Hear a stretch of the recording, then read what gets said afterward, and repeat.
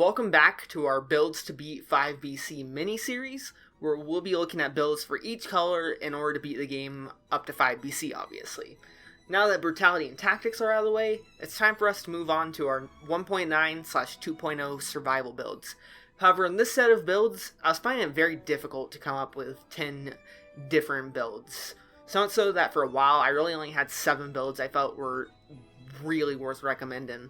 Unfortunately, survival is in a pretty unhealthy state in terms of the meta in the game right now, with the shift of the 4 crossbows becoming 2-handed weapons, and marksman bow, multi-nox bow, and nerves of steel being moved to purple only. Shields in survival have seen an incredibly heavy nerf this balance patch, and considering that shields make up most of the mutations and a good chunk of survival's items, it really hurt that style of weapon plus shield. On top of that, with necromancy it's still very good, but it's nowhere near as good as it was in 1.8. And some of the strongest survival weapons in the game, as well as this, like Hemorrhage or Thunder Shield or Dead Inside Mutation, they're all 4/5 BC locked to late game. So I really can't recommend any of them either for a way to beat 4 and 5 BC, because you have to beat 4 and 5 BC for the most part to get to them. And with most of survival shifting to just slowdown based mechanics, the color itself is in a very repetitive state. Most weapons and skills are heavily outclassed by a few other items, and it really makes variety struggle inside of survival. The changes to early game scrolls also didn't help survival a lot, with it being very frail compared to other previous patches, on top of the issue of Dead Inside and Necromancy no longer being as strong. However, I did still do my best to make 10 really strong builds that hopefully feel different enough for everyone to be able to play and have a solid amount of success with. The explosive crossbow has gotten a massive buff in version 2.0, with the cross hit offhand mechanic being a great room clear now, and the initial shot being faster and stronger. The crossbow has become one of the strongest green items in the game. On top of it, it also has the melee hit, which lets you take advantage of the open wounds mutation, meaning that if you get bonus to bleed, you don't have to fish for rare fixes or take an off-color item like corrosive cloud anymore. In general, the game plan is going to be pretty simple. You shoot at a distance, you take things like wolf trap or ice grain to keep your enemies at bay, and you just have a very powerful breach tool that also gets enemies away from you with the cross hit. The item also does great damage in boss fights, being a quick damage dealer, and on top of this, it has a variety of viable mutations with it, from gastronomy to give those powerful strong hits a percentage boost, and also to keep your health up, to Instinct with the Master of Arms having a simple and easy activation off of your shots. Explosive crossbow really is a simple but efficient item in version 2.0, and it's safe to choose anytime you see it and take into any biome or boss you really want to go towards.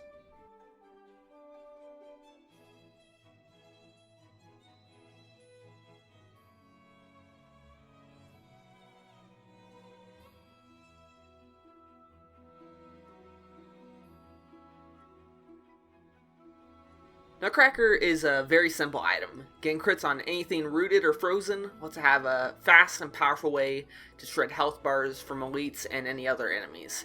As such, Wolf Trap and the longer freeze of something like Frost Blast make for great support items to take with it. Fishing for victims slow nearby enemies affix with Frostbite will also help the Nutcracker initiate fights much quicker and take advantage of the Heart of Ice mutation even more. And if you can get a nice bonus to bleed or frozen affix with it, it will just shred through enemies with a simple Frost Blast plus Swing. Ice Grenade also makes for a great initiator with it as well. Having a much faster throw speed than Frost Blast can give you a great way to save and potentially keep your slow chain going while giving you that burst get off me option in biomes. Conjunctivious and Timekeep are probably going to be your go-tos with this build, as Giant is a bit annoying to fight with it with the slow swing animation, the awkward angles, and obviously immunity to freeze and slow effects. But yeah, go Timekeeper with it. Lastly, this build does work pretty well with Rampart, Cudgel, and Ice Shield as well. However, I do think the Frost Blast version is a bit more consistent, letting you freeze full rooms and potentially have high damage in its own right with things like Frostbite, bonus to bleed, poison, or root on it. Overall, Nutcracker is a great biome clear that does excellent damage against a select few bosses, making it a viable choice to take for you.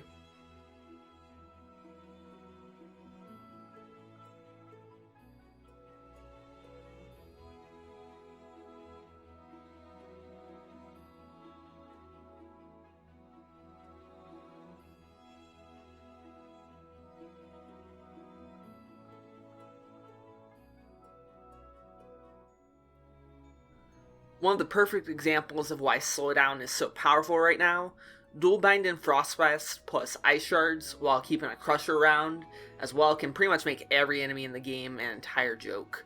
Freezing and slowing every enemy around you with little to no risk and chipping away at their health while you fish for bonus to bleed and poison mutations on your weapons. Of course, add Master of Arms and some oil spread on your crusher, or in my case, Swarm Grenade, and the biters will add to this chip style build even more, making it so the entire game kind of feels like easy mode. That said, Wolf Trap, Giant Whistle, and Powerful Grenade will also make for great choices with a build like this. And of course, Frostbite is going to add even more damage to this chip style, and getting huge percent boosts from something like Gastronomy makes it even stronger. This build even makes a boss like Hand of the King feel really, really easy, because despite his high slowdown resistance, you still have so much freeze and slow going off that his moves come out at a reactable pace and he dies very quickly.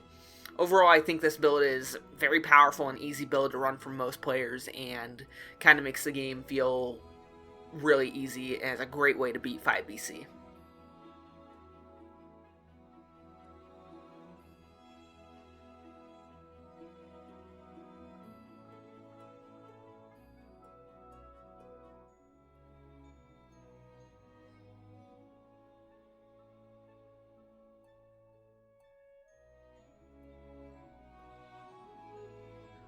While shields are in a rough state for survival overall right now, it isn't completely hopeless for them. With Boomerang having a consistent and easy way to deal damage, and something like a spike shield being incredibly powerful, you can still walk your way through biomes parrying away. Of course, you are going to need to route fairly well, avoiding biomes like Corrupted Prison and Cavern, so things like slammers aren't an issue, but this build can make for an extremely powerful parry synergy style, especially with mutations like Blind Faith and Spite actually being very strong with something like Spike Shield. Tonic and Powerful Grenade are going to go great with that style, giving you the extra bulk with Tonic, as well as cooldown reduction with Blind Faith, and then giving you that great burst option to clear rooms or to just push past bosses. Gastronomy is also going to work pretty well to take with, as Tonic will let you heal off from infected food, keep you safe when you're in those danger positions, and also help you not take malaise in general. Lastly, I do think it's worth going to Distillery with this build, as you can always get the guaranteed colorless barrel launcher there, so if you're struggling to find that ranged final upgrade for Hand of the King, you haven't gotten a great Boomerang in this time, you can always keep that in mind. That said, the Boomerang version is still preferred for me, but this is one of the only good range plus shield survival options in the entire game right now, unfortunately. So it sort of is limited. However, it's a very powerful option that I still think is worth trying if you still really miss that range plus shield style gameplay from 1.8.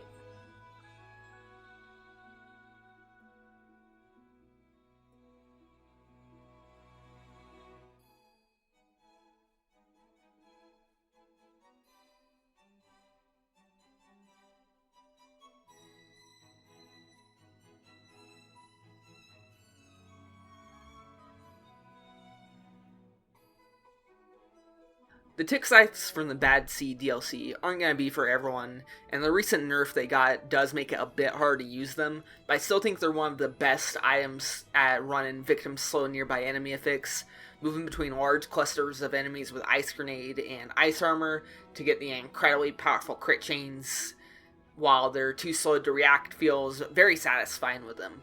That said, it does have a few major flaws, the most notable being that it really struggles against both of the second bosses, not being particularly great against Timekeeper now that you can't get a crit off if you take any damage, so you'll build up that malaise very fast, and she moves around so much that it's really hard to get your crits off and hit her. And then with Giant, it's not much easier, but still way better than Timekeeper. You will need to know his pattern for sure, but thankfully, if you have something that's good at taking his hands out, like a giant whistle, the crits do a ton of damage to his eyes, and it isn't super hard, but it is something that you will need to know the fight.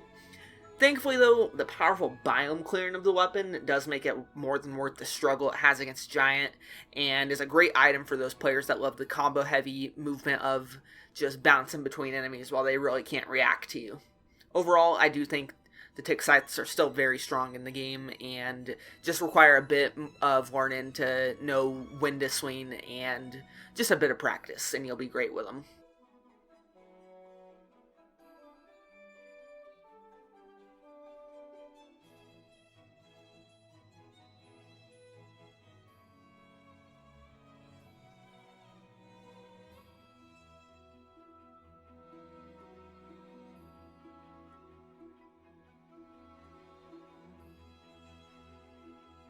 Boomerang is an item that already pairs great with ice shards being dual bound with it, having an easy way to get oil spread with just a couple rerolls when the items act like a fake glass cannon tactic style build, while still having the great mutations in bulk that survival can get.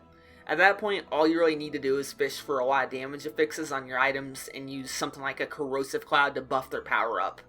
And on top of that, while Gastronomy is going to give you those strong heals, it's also going to give you big damage percent boosts, and with each little chip quick attack going off between the Boomerang and ice shards, it's going to really add up. And then add something on top of that, like Powerful Grenade, gives you a great room clear option, as well as just solid damage overall. The speed of which the build works at can really make it feel like a powerful fake tactic style, and it's some of the most damage efficient power you can get in all survival builds.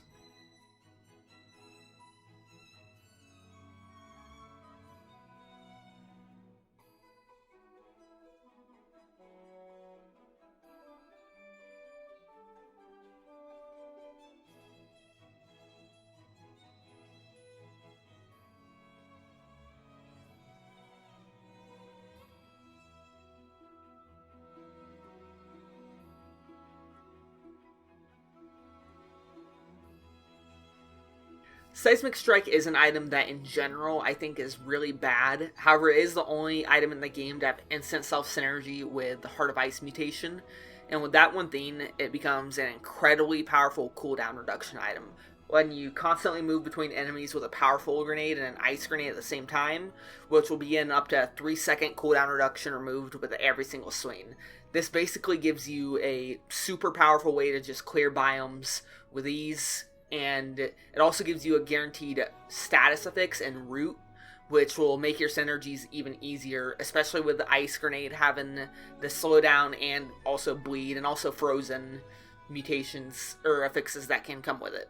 Taking an ice bow can also help a lot with engaging enemies, and helps a lot with the build's inherent weakness of bats and demons, giving you a easy way to handle them, as well as potentially another easy bleed source. While I'd suggest probably going Timekeeper with this, the sword itself does have very powerful swings, so if you can get a decent way to break Giant's hands, feel free to go for it.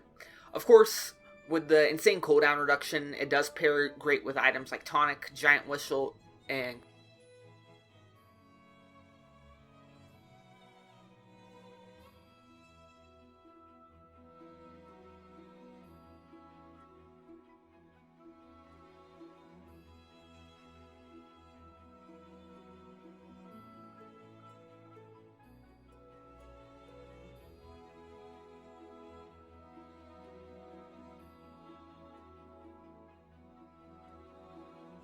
Repeater Crossbow is easily one of the highest damage potential weapons in the entire game, and while it doesn't have a shield anymore, it still will shred even bosses in a matter of seconds. There really isn't much to say about this weapon. You simply take a wolf trap and a powerful grenade with it, root enemies with either your alternative fire or the wolf trap, and then everything pretty much dies instantly, including bosses. And with the buffs from Gastronomy and easy cooldown reduction from Instinctive Master of Arms, Repeater can even make bosses immune to root like Giant a complete joke to handle. The only flaw this weapon really has on it is that you'll need to fish for your fixes a bit to try and get bonus to poison going for it, but even if you can't get that and you have a bonus to bleed or bonus to burn in oil, you can just take an off-color corrosive cloud or flamethrower and still watch enemies shred to wolf trap plus the weapon going off.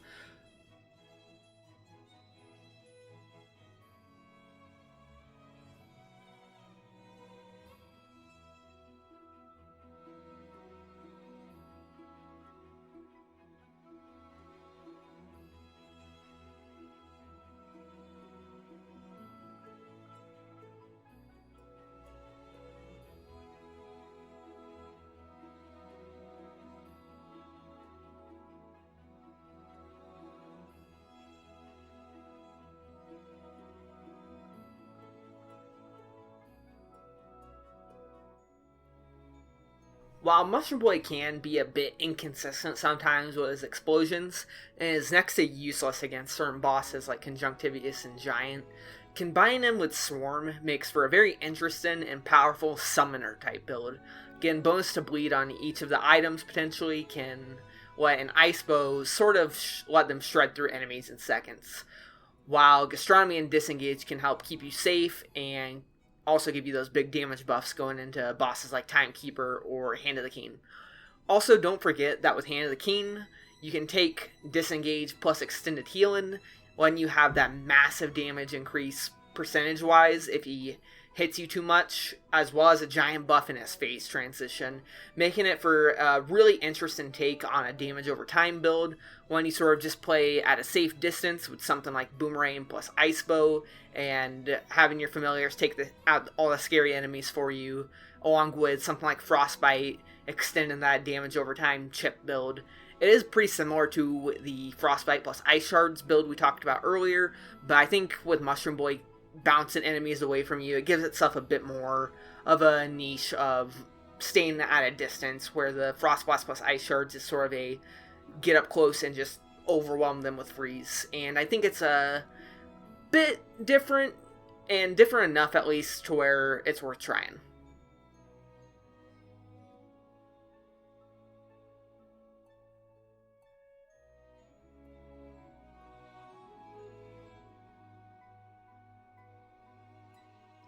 I've been on record for a while now saying that this is the easiest build to win with in all of Dead Cells at the moment, and I still think it really is. Giant Killer and Ice Shards have perfect synergy together, one making biomes a complete joke while constantly activating your tonic and slowing any scary clump of enemy down. It pretty much lets tonic make you completely invincible. And the other being the brutal boss killer that, even with incredibly underleveled stats, it pretty much lets every stage of the game be a cakewalk for you. This build is so strong that you can flat out ignore the cursed chests in the game and invest heavily into your bulk, something that you're usually not supposed to do, but with tonic constantly going off based off your Heart of Ice and or Instinct with Master of Arm crits, you just won't die, like ever. And to top it all off, we can run something like Vengeance or Frenzy to give us even more bulk, constantly going off or healing in dangerous fights. This build pretty much makes everything in the entire game unable to compete against you. Whether you go for the more bulky style of it or the more offensive investment into the survival stat that is traditional, if you want a way to brute force your way through a run, this is it. Just sort of always be moving between enemies, have your tonic active, and watch as everything dies.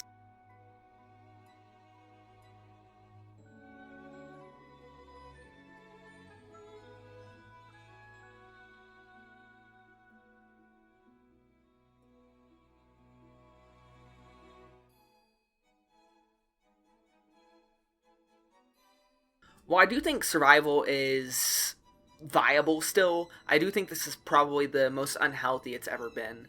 Ice Shards sort of has outclassed almost every single option that shields used to have, and we really have no range plus shield options available in the entire game. On top of that, something like counterattack or spite, while they have uses, they're really outclassed by stuff like gastronomy and general mutations. On top of that, with Dead Side no longer being available to most players, it has caused the build synergy to sort of struggle for a lot of different builds. I do think survival is still viable, but it would really benefit from having a couple of ranged items being re-added to it. Maybe something like barrel launcher.